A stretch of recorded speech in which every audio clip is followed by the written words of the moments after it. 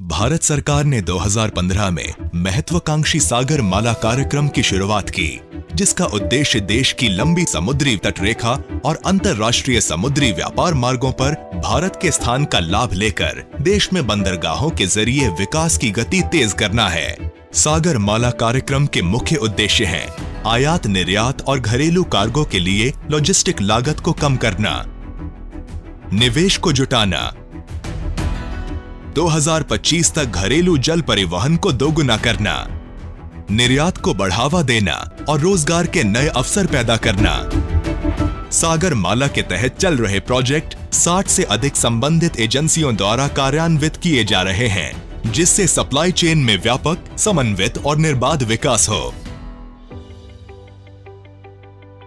सागर माला के मुख्य स्तंभ हैं पोर्ट आधुनिकीकरण, पोर्ट कनेक्टिविटी, पोर्ट लिंक औद्योगिकरण, तटीय सामुदायिक विकास, तटीय नौवहन और अंतर्देशीय जल मार्ग।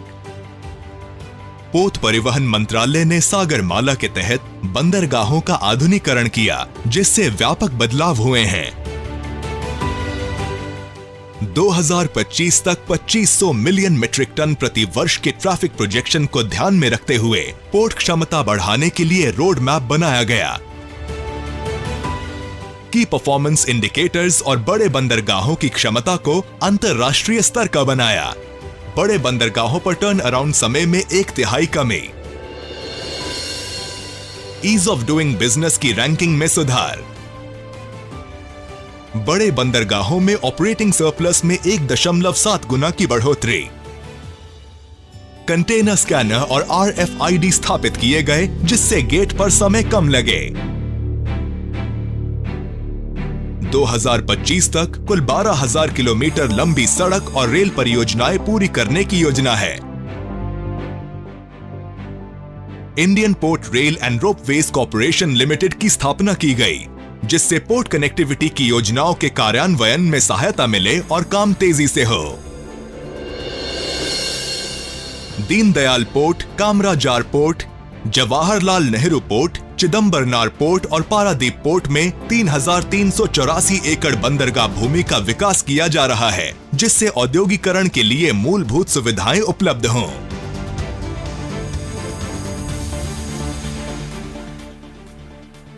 पोत परिवहन मंत्रालय जहाज निर्माण को बढ़ावा देने के लिए 10 वर्षों की अनुदान सहायता दे रहा है। 2016 में शिपयार्ड को इंफ्रास्ट्रक्चर स्टेटस का दर्जा दिया गया। कोचिन शिपयार्ड बड़े और आधुनिक जहाज जैसे LNG जहाजों के निर्माण के लिए 1800 करोड़ रुपए की लागत से 310 मीटर लंबा ड्राई डॉक बनाने की प्रक्रिया में है। साथ ही कोचिन पोर्ट पर 970 करोड़ रुपए की लागत से अंतर्राष्ट्रीय शिप रिपेयर फैसिलिटी बनाई जा रही है। बंदरगाहों और अंतर्देशीय जलमार्गों के लिए तकनीकी क्षमता में उत्कृष्टता को ध्यान में रखकर IIT मद्रास में National Technology Centre for Ports, Waterways and Coasts और IIT खड़गपुर में Centre for Inland and Coastal Maritime Technology की स्थापना की गई। जहाज निर्माण में प्रशिक्षण देने के लिए विशाखापट्टनम और मुंबई में centre of excellence in maritime and ship building स्थापित किए गए हैं। तटीय समुदायों के जीवन को बेहतर बनाने के मकसद से 18 फिशिंग हार्बर का आधुनिकीकरण किया जा रहा है। 6 cruise terminal Mumbai, Cochin, Mormugao, new Mangalore, Visakhapatnam और चेन्नई में कुल 519 करोड़ रुपए की लागत से विकसित किए जा रहे हैं। भारत में पिछले कुछ वर्षों में क्रूज पर्यटन में काफी बढ़ोतरी हुई है।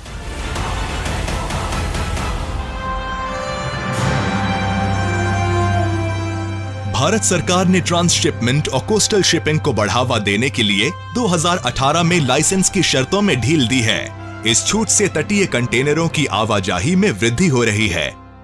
पिछले 3 सालों में जहां आयात निर्यात में कार्गो की बढ़ोतरी 3% प्रति वर्ष की दर से हुई है, वहीं तटीय कार्गो की मात्रा में लगभग 11% प्रति वर्ष की दर से बढ़ोतरी दर्ज की गई है।